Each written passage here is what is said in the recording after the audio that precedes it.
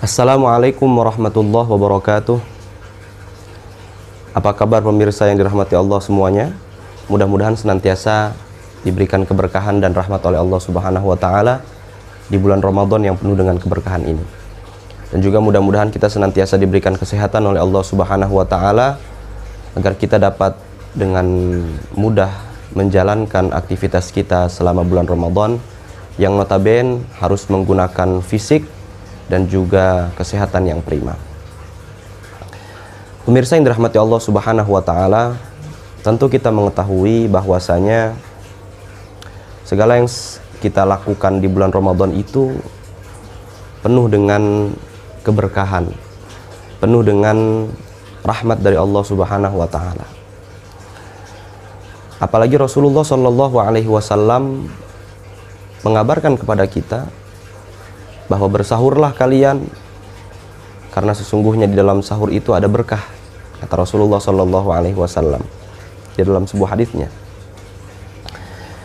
Maka timbul pertanyaan, bagaimana mungkin hanya makan di malam hari yang bahkan menurut ilmu medis banyak yang kemudian mengupas makan di malam hari itu tidak baik karena nanti akan menimbulkan penimbunan lemak dan sebagainya macamnya.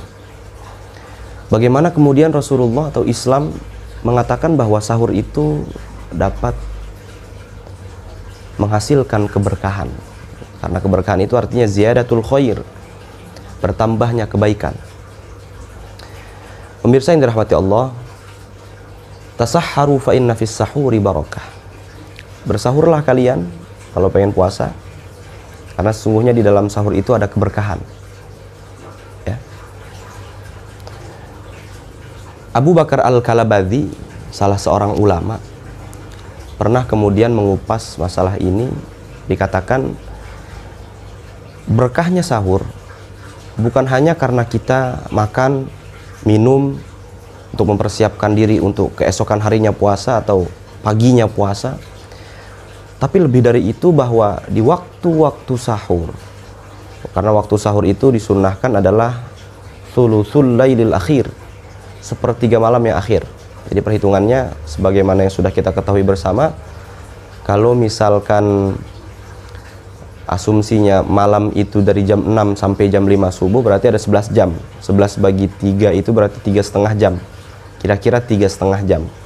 Berarti sulusul lail akhir di Indonesia adalah sekitar jam setengah 4 atau jam 4 gitu. Jam setengah 4 atau jam 4, karena sekarang subuhnya itu jam setengah 5 ya. Berarti kalau subuhnya nanti jam 4 dikurangin setengah jam aja.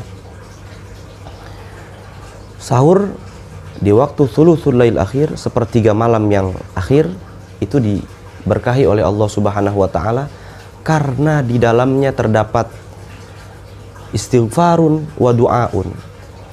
Tentunya harus diiringi dengan istighfar, minta ampun pada Allah, wa du'aun, minta doa kepada Allah, wa hajatun fayuqda, minta hajat kepada Allah, nanti bakal diberikan tunai oleh Allah hajat-hajat yang kita inginkan.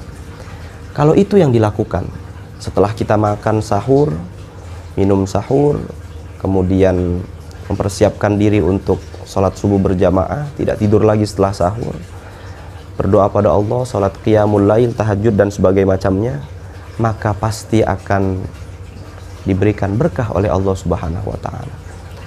Beda dengan orang-orang yang sahur kemudian tidur lagi, sholat subuhnya lewat, kemudian tidur sampai maghrib, zuhur dan asar lewat, maka Masya Allah ini akan sia-sia puasanya. Kemudian kenapa kita diperintahkan sahur oleh Rasulullah Shallallahu alaihi wasallam juga karena dalam sahur itu diingatkan kita untuk berniat puasa. Karena di dalam fikih, niat itu adalah fi'lus syai'i atau qasdus syai'i muqtarinan bi fi'lihi. Melakukan sesuatu, berniat melakukan sesuatu dibarengi dengan perbuatan tersebut. Kecuali puasa. Puasa harus mabit niatnya, harus nginep niatnya. Jadi sering kita niat puasa setelah sholat taraweh, nawaitu shauma ghadin dan seterusnya. Itu karena niat puasa itu harus mabit. Ketika kita bangun sahur, kita diingatkan juga bahwasanya kalau ternyata kita lupa nih, belum niat habis taraweh tadi, belum niat sahur, ya udah, puasa atau sahur tadi itu sebagai niat kita untuk puasa esok hari. Insya Allah bisa.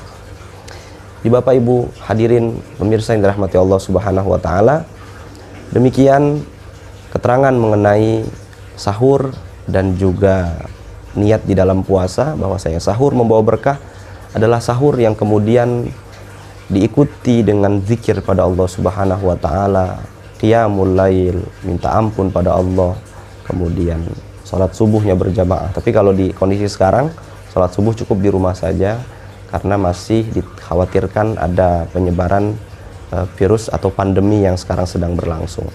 Mudah-mudahan ada manfaatnya. Hadanallahu wa iyyakum ajma'in. Wassalamualaikum warahmatullahi wabarakatuh.